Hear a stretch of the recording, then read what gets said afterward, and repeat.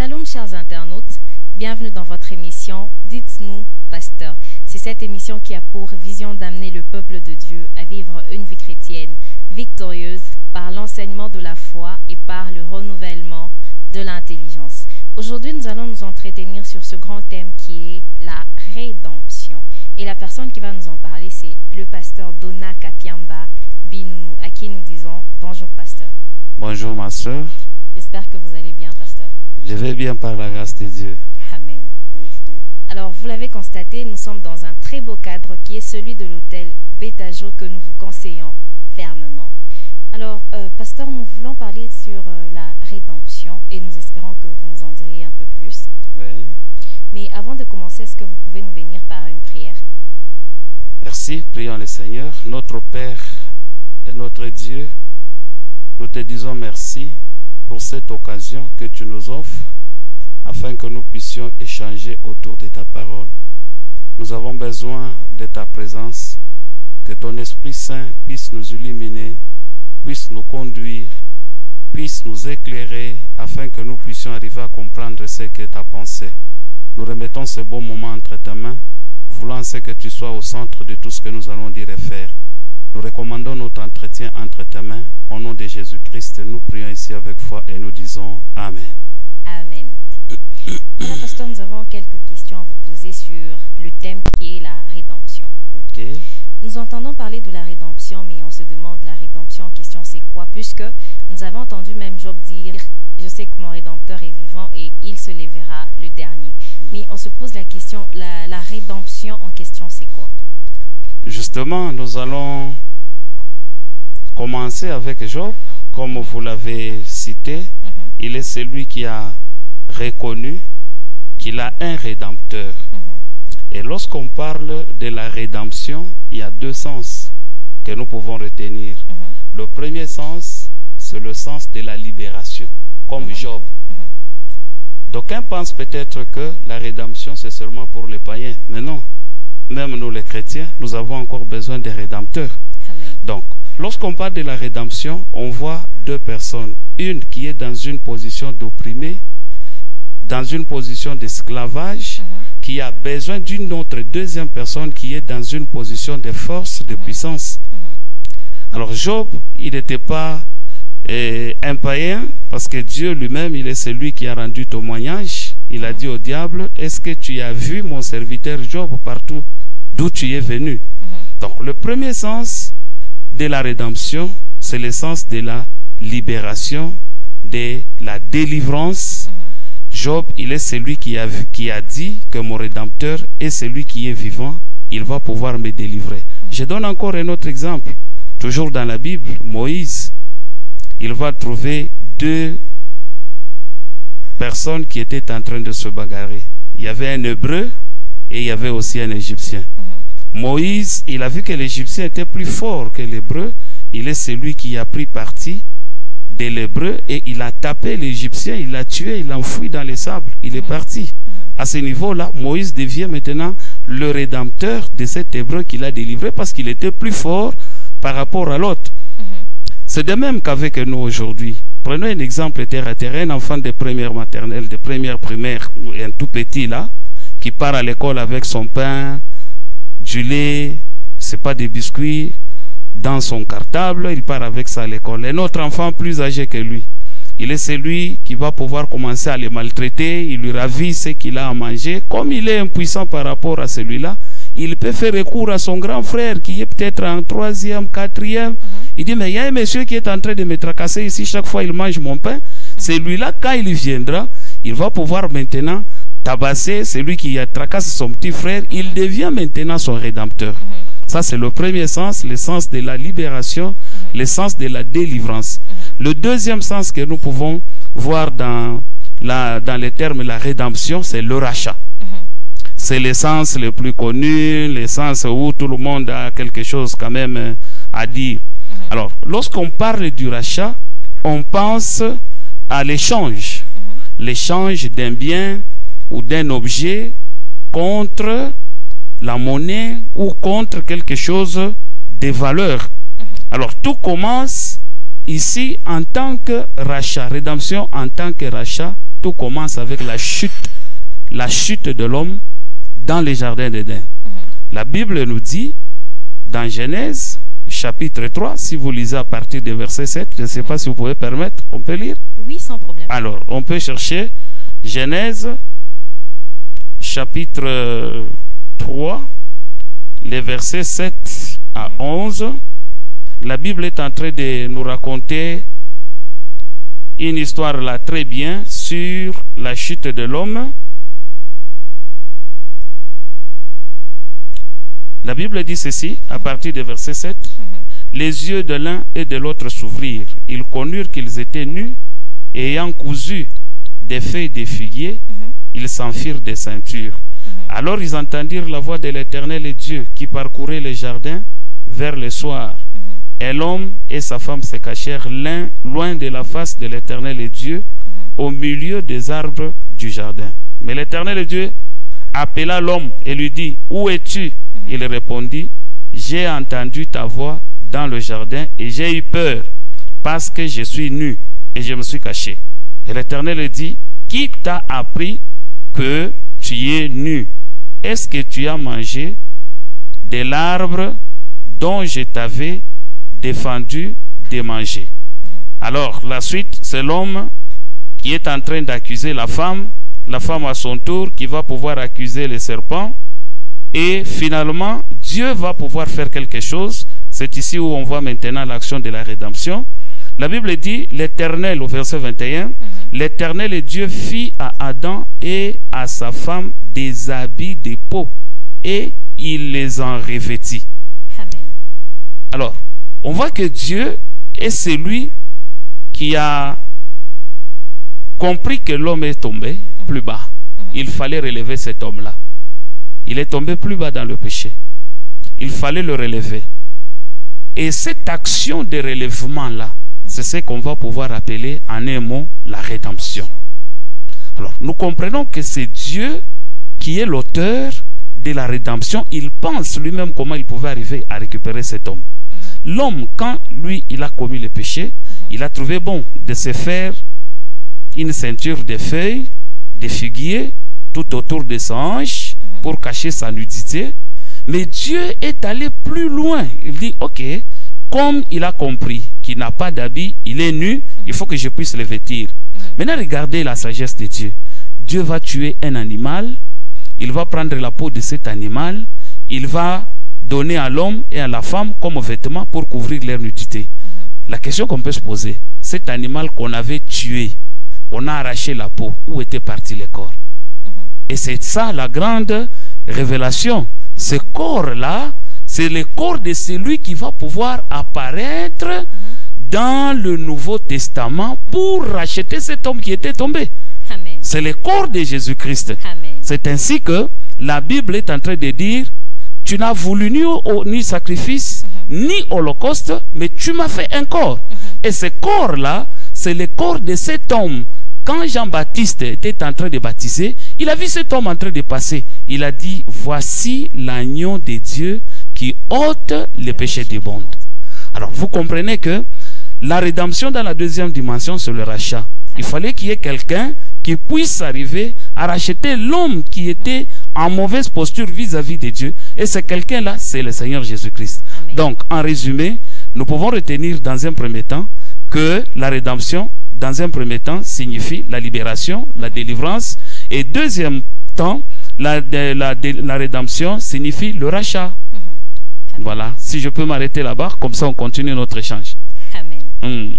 Alors, chers internautes, nous retenons ensemble avec vous que, humainement parlant, la rédemption n'est rien d'autre que la délivrance ou la libération. Mais spirituellement parlant, la rédemption, c'est le rachat. Alors, pasteur, on se pose aussi la question, mais qui est l'auteur de cette rédemption? L'auteur de la rédemption, c'est lui qui a conçu le plan de la rédemption, c'est Dieu qui a conçu le plan. Il a vu que l'homme est celui qui est tombé plus bas dans le péché pour que je puisse arriver à récupérer cet homme. Pourquoi d'abord l'homme? Parce que Dieu est celui qui a créé toutes les choses. La Bible dit, à la fin, quand vous lisez les chapitres premiers, les chapitres de la création, les 5 premiers chapitres, vous allez trouver que Dieu est celui qui disait toujours que c'était bon, que c'était bon, c'était bon.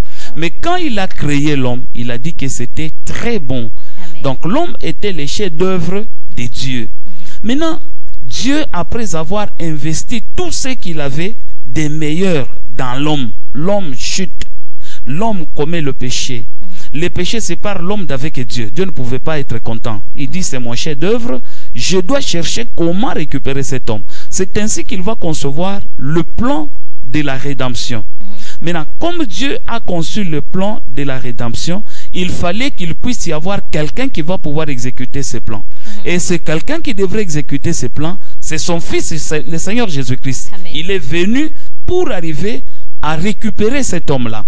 Si nous rentrons dans Genèse, où nous avons lu, écoutez la dernière partie, Genèse chapitre 3, la dernière partie, la Bible est en train de dire, c'est ainsi qu'il chassa Adam, au verset 24, et il mit à l'orient du jardin d'Éden les chérubins qui agitent une épée flamboyante pour garder les chemins de l'arbre de vie. Amen. Dieu les a chassés, l'homme et la femme, dans le jardin, pour qu'ils ne puissent pas rester là-bas avec les péchés qu'ils avaient commis. Donc les relations entre l'homme et Dieu étaient rompues. Maintenant, il fallait que Dieu récupère cet homme. Comment pouvait-il le récupérer? Parce qu'il a placé même des chérubins à l'est du jardin pour empêcher l'homme de rentrer. Ils avaient une épée flamboyante en train d'empêcher, chercher à empêcher l'homme pour qu'il ne puisse pas rentrer. Maintenant, regardez comment Dieu a agi. Il conçoit les plans, il envoie son Fils Jésus-Christ. La Bible dit, si nous lisons dans les évangiles de Luc, si nous lisons dans Luc, la Bible est en train de nous présenter un tableau là très intéressant où on va pouvoir voir Jésus-Christ à la croix. Il est celui qui est entre les deux brigands. Amen. Il est celui qui est au milieu. L'un des brigands est en train de dire à Jésus, sauve-toi. Si tu es Seigneur, sauve-toi et sauve-nous. Son ami lui dit, mais mon cher, tu ne peux pas parler comme ça. Nous méritons, c'est ça, les prix de notre travail, les produits de notre travail. Mais lui, il n'a rien fait. Amen. Souviens-toi de moi quand tu seras dans ton royaume. Jésus lui dit, aujourd'hui même, tu seras avec moi dans le paradis. Amen. Et quelques minutes après, tous, ils sont morts. En disant cela, Jésus est venu maintenant récupérer cet homme qui était perdu, qui était chassé du jardin d'Éden, devant là où, à l'entrée de ce jardin où il y avait des anges qu'on avait placés avec l'épée pour empêcher l'homme de pouvoir rentrer dans les jardins d'Éden. Jésus viendra les chercher. Il lui dit, ok, aujourd'hui, ce soir, tu seras avec moi dans le paradis. C'est-à-dire quoi? Quand ils sont morts, ces deux-là, quand ils sont morts, Jésus, comme il a dit, il devrait ramener cet homme-là auprès de Dieu. Il est venu avec lui, il était devant, les pécheurs là, il était derrière, en train de les suivre. Certainement, à l'approche de Jésus, les anges ne pouvaient que baisser la garde, baisser leurs épées, pour ne pas trancher ou couper la tête de Jésus. Et quand Jésus est entré, les voleurs qui étaient derrière lui, il a profité aussi pour entrer. Donc, il est celui qui est venu réconcilier l'homme avec Dieu, ramener le cœur des enfants à leur père, comme la Bible est en train de dire. Alors, Dieu conçoit les plans et Jésus-Christ exécute ce plan de rédemption. Amen. Mais, pasteur, on se demande aussi quel est l'impact de la rédemption dans la vie d'un croyant. L'impact de la rédemption dans la vie d'un croyant, c'est le salut. Amen. C'est le plus grand impact de la rédemption. Amen. Sans le salut, en tout cas, la rédemption ne pouvait pas avoir sa raison d'être. Donc, il faut que nous puissions arriver à comprendre que Christ, quand il est venu, il est celui qui est venu pour nous sauver. Amen. Il nous a sauvés spirituellement, physiquement, matériellement. Alors, cette rédemption est celle qui est en train d'amener l'homme à pouvoir rentrer dans les bonnes relations avec Dieu. J'ai dit tout à l'heure ici que la rédemption c'est le rachat. Nous étions vendus au marché. Nous étions vendus aux démons. C'est comme une marchandise exposée au marché. Tout celui qui passe, il est celui qui peut toucher. Prenons un exemple terre à terre. Vous allez dans un marché pour acheter les poissons frais. Vous êtes maman, vous voyez la rangée des poissons frais. Quand vous arrivez là où il y a les tilapia ou les thomsons, vous prenez, vous ouvrez, vous regardez, vous tournez les poissons. Si ça ne vous intéresse pas, vous laissez, vous passez, vous allez acheter là où ça vous intéresse. C'était de la même façon que nous aussi, nous étions vendus au marché du péché. Les démons pouvaient venir nous toucher. Les démons de tout genre. Les démons de ceci, les démons de cela, ils pouvaient nous toucher. Mais avec la rédemption, la Bible dit que Jésus est venu nous racheter. Pas avec de l'argent qui est périssable, pas avec de l'or, mais il est venu nous racheter avec son sang précieux. Le sang précieux de Jésus a fait que nous puissions être rachetés et que nous puissions avoir une nouvelle nature. Alors le salut est très très important dans la vie d'un enfant de Dieu. Et ce salut-là, nous l'avons obtenu par la grâce, par les moyens de la rédemption en Jésus-Christ. Voilà l'impact de la rédemption. Mais pasteur, on se pose aussi la question, mais vous avez parlé du salut. Y a-t-il certains signes extérieurs qui nous montrent qu'une personne a reçu le salut? Oui, il y a les signes extérieurs qui sont en train de montrer que cette personne a reçu le salut ou cette personne est déjà sauvée. La Bible est en train de nous donner le fruit de l'esprit. Le fruit de l'esprit. La paix, la joie, l'amour, etc. Vous voyez, il y a des signes extérieurs qui peuvent faire voir que cette personne est déjà sauvée. On va voir sa conduite, on va voir son comportement, on va voir sa nouvelle marche dans les choses de Dieu et ça peut prouver que cette personne est déjà sauvée. Alors, cette personne-là qui est déjà sauvée, elle est celle qui a une nouvelle vie. Elle marche en nouveauté. Tout ce qui était ancien est déjà passé, comme la Bible est en train de dire, tout celui qui est en Christ est devenu une nouvelle créature. Et voici, toutes les choses anciennes sont déjà passées. Voilà les signes qui montrent que la personne est déjà sauvée. Amen. Merci. Mais on se pose aussi la question de savoir, y a-t-il une différence entre l'œuvre de la croix et la rédemption? Il n'y a pas de différence entre l'œuvre de la croix et de la rédemption. C'est à la croix que cette rédemption s'est accomplie. C'est la même chose. La rédemption, l'œuvre de la croix, celui qui dit ça, il parle de la même chose. Parce qu'il fallait que Jésus puisse mourir. Il fallait qu'il puisse payer le prix. Et le prix, il va le payer où? C'est à la croix. C'est en acceptant de monter à la croix, quand il a versé son sang, que cette rédemption nous a été accordée. Donc sans la mort de Jésus, en tout cas, on ne pouvait pas parler de la rédemption. D'ailleurs, nous les chrétiens, nous sommes fiers de parler de la mort de Jésus parce qu'il est mort et il est ressuscité. Le tombeau est resté vide. S'il n'était pas ressuscité, peut-être on pouvait commencer à se débrouiller comme les autres religions. Mais nous, le nôtre, il était mort, il nous a rachetés et puis il est ressuscité. Donc l'œuvre de la croix, c'est la rédemption même, c'est l'acte même de la rédemption que Jésus a accompli pour le salut de l'humanité. Amen. Alors, chers internautes, nous retenons ensemble avec vous que la rédemption, ce n'est que le résultat de l'œuvre de la croix. Mais, pasteur, on se demande aussi, mais que serait l'humanité sans la rédemption? Nous serions perdus. Perdus complètement. Heureusement que nous avions affaire à un Dieu miséricordieux. L'homme pêche. Il est celui qui va pouvoir violer les accords avec Dieu. Parce que Dieu lui avait dit, tu peux manger de tous les arbres du jardin. Mais quant à cet arbre, il ne faut pas toucher au fruit de cet arbre. C'était un accord. Il a violé l'accord. Si Dieu pouvait rester dans la colère, l'humanité serait perdue. Mais heureusement pour nous, nous avons affaire à un Dieu miséricordieux. Il a vu que l'homme a péché. Mais qu'est-ce que je peux faire? C'est mon chef-d'œuvre. Il faut les récupérer. Alors, je vais concevoir un plan pour que cet homme ici soit récupéré. Il a conçu son plan et Jésus a exécuté ses plans. Donc, sans la rédemption, l'humanité serait perdue. Dieu, je ne sais pas, je n'ai pas dans la pensée de Dieu s'il pouvait encore recommencer un autre monde, s'il pouvait commencer encore une autre création, mais il est celui qui nous aime tant, à tel point qu'il a conçu seulement le plan de la rédemption pour arriver à récupérer l'homme qui avait péché. Amen. Nous constatons dans nos églises actuelles, le message de la rédemption n'est pas vraiment prêché, mais on se demande pourquoi. Bon, c'est relatif. Pour dire que ce n'est pas tellement prêché, il se pourrait qu'il y a des églises qui sont en train de parler de cette matière.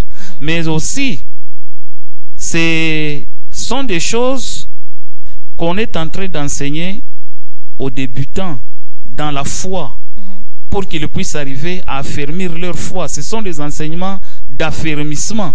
Mais plus vous grandissez dans les choses de Dieu, comme la Bible dit, vous ne devrez plus rester seulement au lait. Il faut monter, arriver maintenant à broyer les os. C'est ainsi qu'il y a des églises qui se croient peut-être à un niveau très élevé pour ne pas toucher les ABC de la foi. Ça, c'est les premiers pas de la foi, la repentance, la rédemption, les pardons, etc. On est en train de monter. Plus on monte, plus on grandit, plus on croit, plus la matière aussi est en train d'évoluer. Mais je crois savoir que beaucoup d'églises, bon ça dépend, c'est relatif, j'ai dit, il y a des églises qui sont en train de parler encore sur le message de la rédemption. Amen. Et pour un païen, qui ne connaît pas la rédemption, qu'est-ce qu'il peut retenir? Est-ce que Christ l'a aussi racheté? Pour un païen qui ne croit pas encore, moi je lui dis qu'il n'est pas encore tard. Même aujourd'hui, pendant que nous parlons avec vous, Dieu est en train de sauver les gens. Il y a des gens qui sont en train de recevoir leur salut aujourd'hui. Donc pour ce païen-là, il n'est pas en retard. Il est celui qui a encore l'occasion, quand il va suivre ces messages, pour qu'il puisse passer de bons côtés. Parce que le côté où il est opprimé par les diables, par les démons, il a besoin de la délivrance. Le côté où il est celui qui est vendu par les alliances, les accords de sa famille, les démons de toutes sortes sont sur lui. Donc il n'a qu'à accepter, il n'a qu'à croire en Dieu en passant par Jésus-Christ pour qu'il puisse avoir le salut. Alors nous l'invitons, c'est lui qui va pouvoir suivre ces messages. S'il n'a pas encore cru, de changer de camp, qu'il change de position, qu'il change de côté, quitter du côté où il est pour passer du côté de Dieu afin qu'il puisse être sauvé. Amen. Mais est-ce que vous pouvez les aider par une prière pour le salut des âmes? Ok, nous allons prier. Seigneur notre Dieu, nous te disons merci pour ce bon moment que nous avons passé ensemble. Nous te recommandons nos frères et sœurs qui vont pouvoir suivre cette vidéo afin qu'ils puissent, Seigneur, ô Dieu de gloire, si jamais ils ne t'ont pas encore reçu, qu'ils puissent recevoir Jésus comme Seigneur et Sauveur de leur vie, afin que leur vie puisse maintenant connaître le changement. Seigneur, nous avons besoin de la rédemption. Toutes ces âmes-là, tu es celui qui est mort à la croix à cause d'elles, que tu sois le Dieu qui va pouvoir les sauver. Je recommande, Seigneur, ô Dieu de gloire, la suite de ce programme entre tes mains. Nous sommes en train de prier ainsi avec foi dans le nom de Jésus-Christ. Amen. Amen. Mais, pasteur, en un seul mot, qu'est-ce qu'on peut retenir de la rédemption? Ce qu'on peut retenir de la rédemption, premièrement, c'est la libération, c'est la délivrance. C'est aussi le rachat. La rédemption, c'est aussi le rachat. Amen. Donc, quand l'homme se voit dans une position de faiblesse par rapport à son adversaire ou son ennemi qui est le diable, il n'a besoin que de chercher le secours qui viendra de Dieu pour sa délivrance, pour sa libération. Et si quelqu'un se sent peut-être acculé par les manifestations de puissance maléfique, des esprits impurs qui sont en train de les déranger, il n'a qu'une seule voie qui se présente devant lui, chercher la rédemption qui est le rachat. Que le sang de Jésus puisse arriver maintenant à les racheter, afin que cette personne puisse quitter du côté où il est pour passer du côté de Dieu. Donc la rédemption, c'est la libération, c'est la délivrance, c'est le relèvement et aussi c'est le rachat. Amen. Voilà ce que je peux dire sur la rédemption. Merci, pasteur. Merci beaucoup, ma soeur. Nous voici arrivés à la fin de notre émission. Avez-vous un dernier mot? Le dernier mot que je puisse adresser à nos internautes, c'est que nous sommes arrivés au temps où si quelqu'un ne prie pas, n'est pas de notre génération. C'est comme actuellement, celui qui n'a pas le téléphone, il n'est pas vraiment de notre génération. Les choses qui sont en vogue maintenant, c'est connaître Dieu, prier Dieu, servir Dieu. Si c'est lui qui n'est pas dans ceci, non, il n'est pas de notre génération, il est déjà dépassé. Voilà les derniers mots que je pouvais dire à ceux qui sont en train de nous suivre. Merci, pasteur. Merci beaucoup, ma soeur. Alors, chers internautes, nous voici arrivés à la fin de notre émission. Aujourd'hui, nous avons parlé sur la rédemption avec le pasteur Dona Kapiamba Binounou, qui nous a beaucoup parlé de la rédemption, et j'espère que vous avez retenu que la rédemption, c'est la libération, mais c'est aussi le rachat. Pasteur, merci de nous avoir fait honneur de votre présence dans notre émission. Merci aussi pour m'avoir invité. C'est un plaisir pour moi. Merci, pasteur. Merci. Alors, nous vous fixons rendez-vous à très bientôt. N'oubliez pas, si vous êtes de